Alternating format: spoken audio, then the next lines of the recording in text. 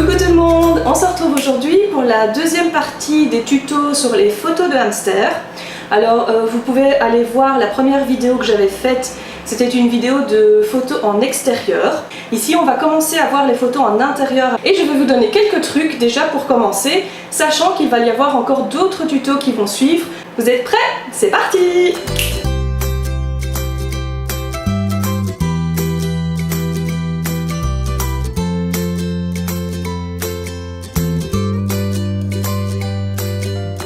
Aujourd'hui j'ai fait une série de photos avec des lampes, donc je vais vous montrer un petit peu. Le principe est simple et ça ne coûte pas très cher, donc si vous faites régulièrement des photos, c'est un bon investissement.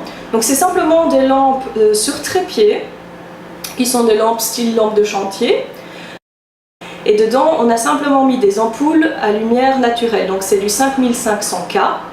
Et donc il en faut au minimum 2. Alors idéalement si vous avez de quoi en mettre 3 ou 4 c'est mieux, mais le problème c'est que la troisième doit venir au-dessus. On commence à avoir besoin d'un autre matériel, donc c'est plus compliqué. Ici on commence avec 2. Alors si vous n'avez pas ce matériel là et que vous voulez quand même tester, ce que vous pouvez faire c'est utiliser 2 sources lumineuses, donc toujours par 2 parce que sinon vous avez une ombre d'un côté. 2 sources lumineuses, les mêmes, que vous dirigez chaque fois sur l'animal. Si vous utilisez des lampes classiques, la lumière est plus jaune.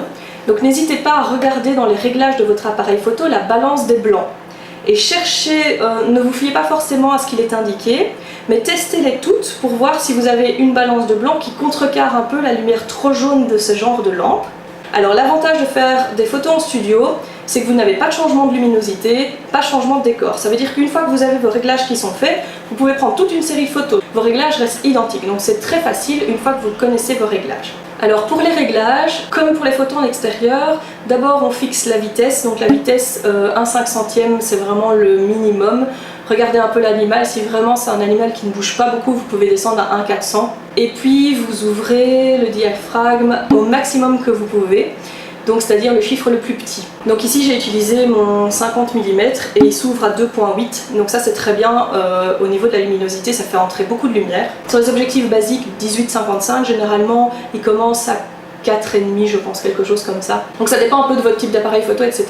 Et alors si vraiment vous voyez que c'est trop sombre, vous pouvez augmenter les ISO. Donc ici moi j'ai shooté en ISO 800. Après n'hésitez pas à les augmenter un petit peu. Attention que plus vous augmentez, plus votre photo va être granuleuse. Essayez de trouver un compromis. Ici on va voir que j'ai 2 manières de fonctionner.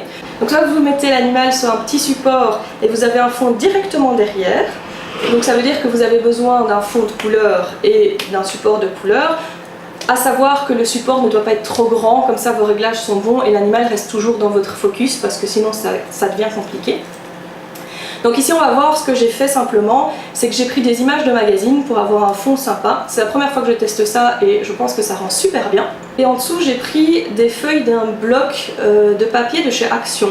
Donc ils ont des blocs de feuilles 30 x 30 qui s'utilisent pour le scrapbooking. Ça coûte 1 € et quelques, franchement ça vaut super la peine, ils ont des chouettes trucs. Et là j'ai découpé en fait tout ce qui ressemblait à du sol, donc à du bois, à des carrelages, etc. etc. Après j'ai refait un autre décor, donc c'est une autre manière de fonctionner. On met l'animal toujours sur un petit support pas trop grand et on ne met rien derrière et en fait comme les photos qu'on a fait en pleine nature, vous allez avoir l'arrière-plan qui est loin et donc qui est flou et on s'assure juste que l'arrière-plan ait une bonne luminosité et des jolies couleurs. Donc comme pour les photos en pleine nature, plus l'arrière-plan va être foncé, plus vous allez avoir du mal à faire une photo nette et correcte. Idéalement, il vaut mieux un arrière-plan très clair. Voilà, donc je vais vous montrer un petit peu tout ça. Pour les décors avec les photos de magazine, j'ai changé de décor à chaque animal, comme ça on voyait un petit peu la différence. Alors ici c'est les bébés hamsters russes. On voit que c'est des jeunes, donc généralement ils restent plus ou moins statiques. Vous voyez qu'il y en a qui sont quand même très rapides. Plus vous allez l'habituer à faire des photos tous les 3-4 jours ou toutes les semaines, plus vous allez l'habituer, plus il va rester calme sur le studio photo. N'hésitez pas à en faire régulièrement, même si vos photos sont ratées, faites-en régulièrement, ça va habituer l'animal et au bout d'un moment vous allez voir, il va rester tranquille. Si vous voyez que l'animal stresse un peu sur le studio et qu'il vous connaît, n'hésitez pas à mettre votre main au-dessus de l'animal. Comme ça, il va se calmer et dès que vous lâchez, avant qu'il se remette à bouger, vous prenez une série de clichés et ça déjà, ça va vous faire des très bonnes photos. Je ne sais pas si je l'ai dit la fois passée, toujours faire la mise au point sur les yeux. C'est vraiment les yeux qui doivent être nets avant toute chose. Alors, pour positionner les lampes, idéalement, il faut qu'elles soient soit un petit peu en hauteur de l'animal. Et alors ça vous fait une lumière comme la lumière du soleil. Soit vous la mettez vraiment à hauteur, pile devant.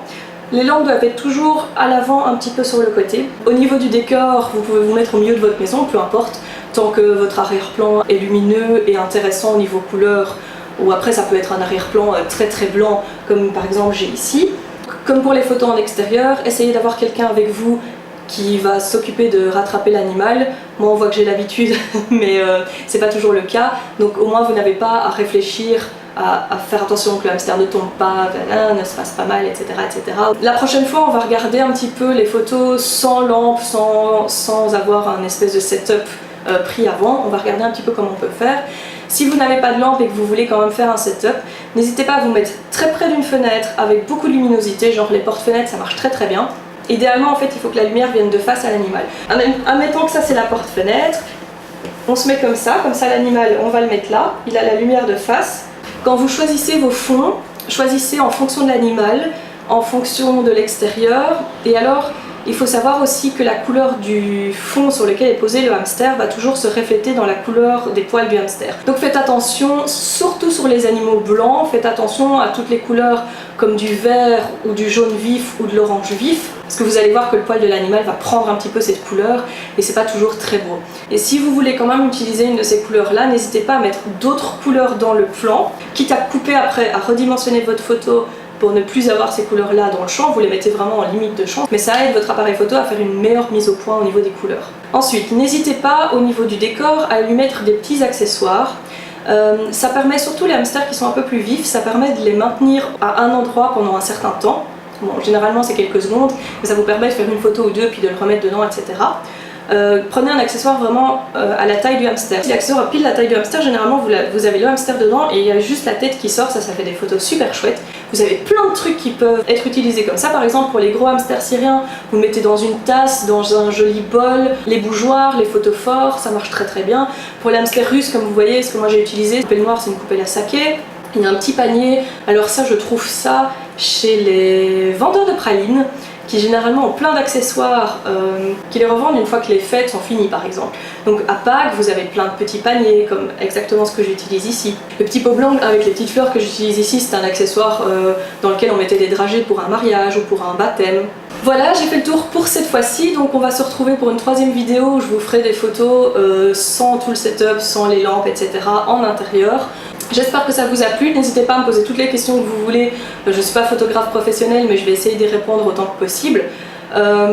Si vous avez des suggestions aussi pour des vidéos suivantes sur les tutos photos, n'hésitez pas à me les donner aussi, je vais essayer de vous en faire d'autres. Et puis on se dit à la prochaine fois. Ciao ciao.